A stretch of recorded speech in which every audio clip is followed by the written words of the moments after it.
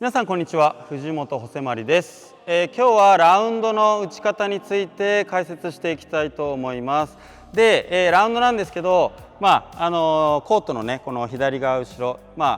右利きの場合はこの左側後ろのここで打つショットなんですけど、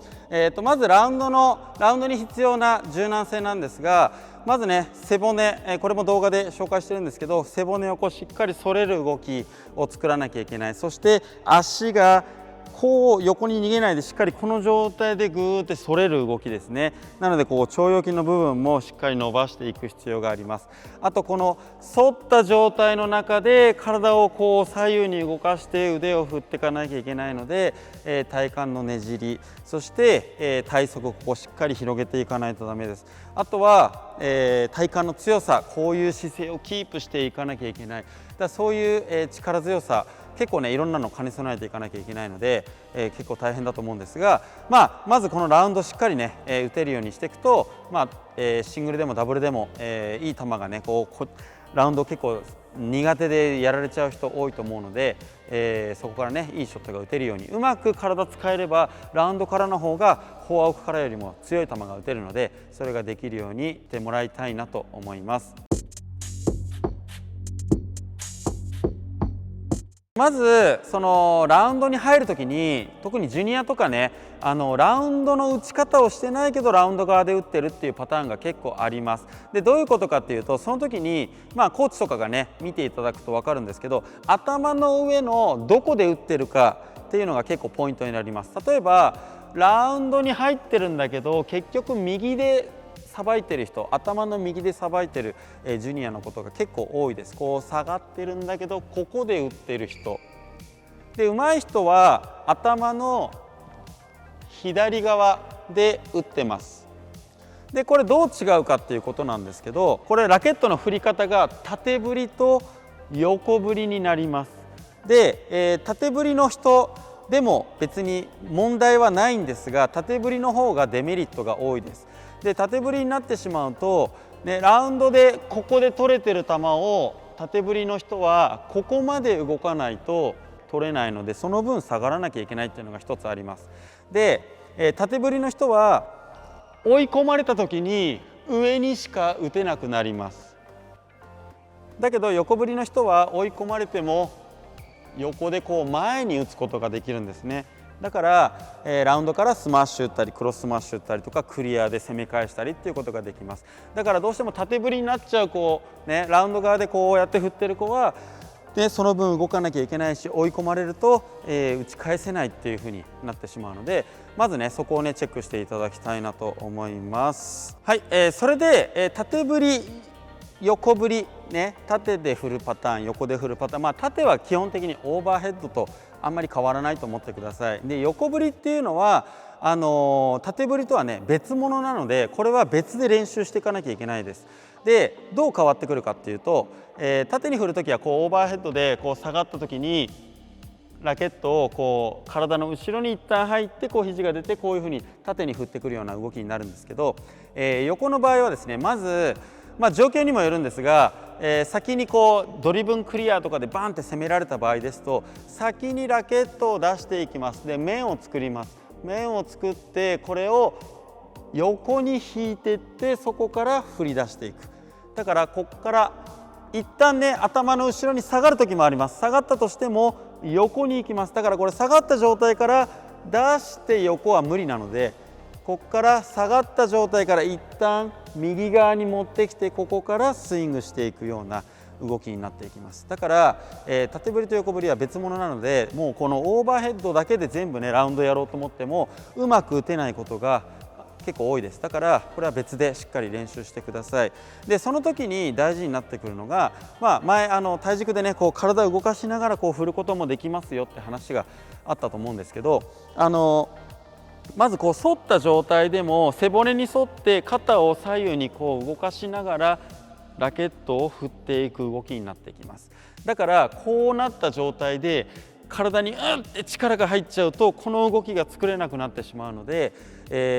こう反った状態でもこう腹筋で反るんじゃなくて背骨をただ曲げていくだけ、こう力抜いた状態でこういう状態がキープできなきゃいけないです。ラウンド側もそうですね。でその状態で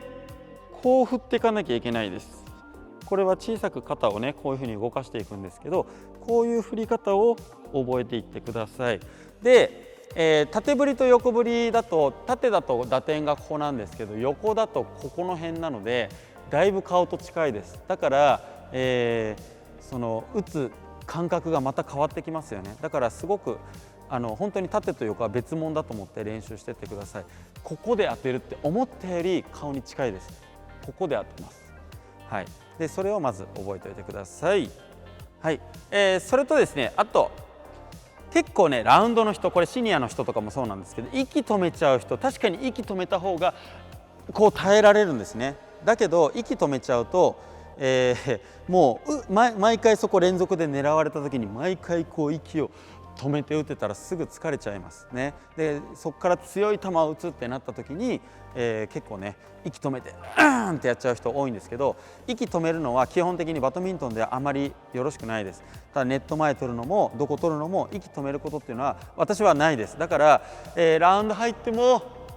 全然普通に呼吸してます。ただ打つ瞬間に息を吐くような感覚でいつも打ってるので、こうね、なんていうの、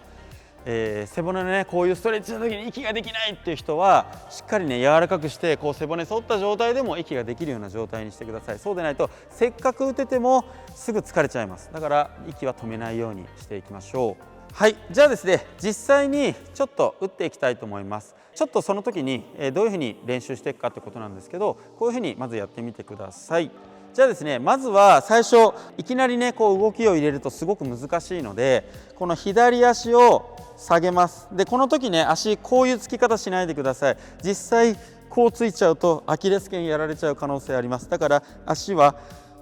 横向きで、しっかりこう全体で支えるようなイメージでいきます。でこの状態から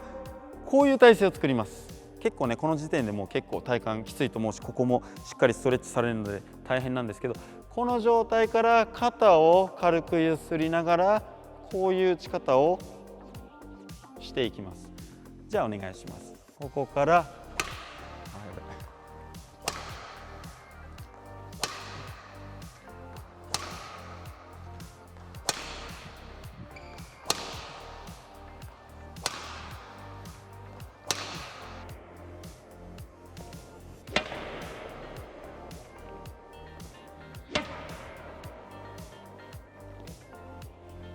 はい、こういう感じでですね、まず手投げでここの打つ練習をしていきます。まずねラケットがうまく振れないっていう人は素振りからぜひやってもらえればと思うので、それができるようになったらここでまずこの動きからこの横振りで打つ感覚、ここの低いとこでもしっかり当てられる感覚っていうのを作ってください。で、実際じゃあ動きながらね打つってなった時に足の位置ね、さっき言った通りこうじゃなくてしっかり横にするっていうのが、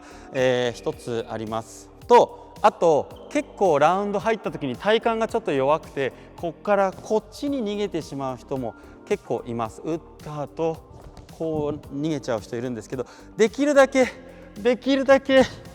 ここで耐えてください。耐えてすぐ右側に移動した方が早く戻れます。これが一旦左に乗っちゃうとここからまた戻っていかなきゃいけないので、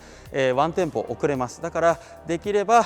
左足からすぐ右足、左に乗ってもすぐ右足に乗せて前に出れるように、練習してみてください。あと結構ね追い込まれてもこっからでも無理やり右に乗せていった方がすぐ前に戻れるので、わーって苦しい体勢でもすぐ前に強引にでも前に右足の股関節にこう乗っていくような動きができた方が早く戻れます。だからここで変に耐えちゃうと逆に苦しくなるので、すぐ前にうまく乗せ替えられるようにしてください。はい、じゃあ実際、打っていきたいと思います。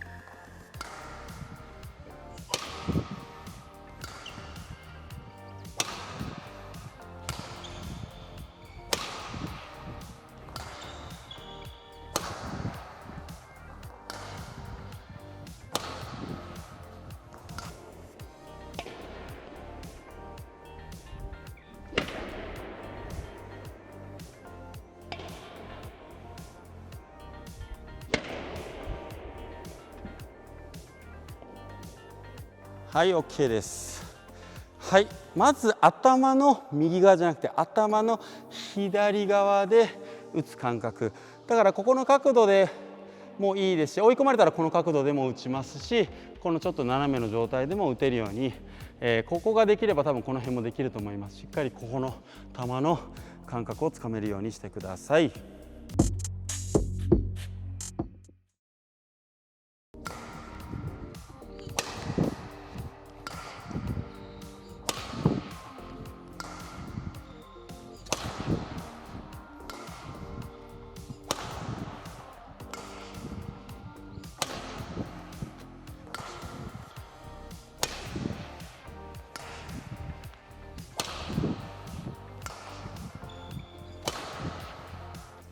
はい、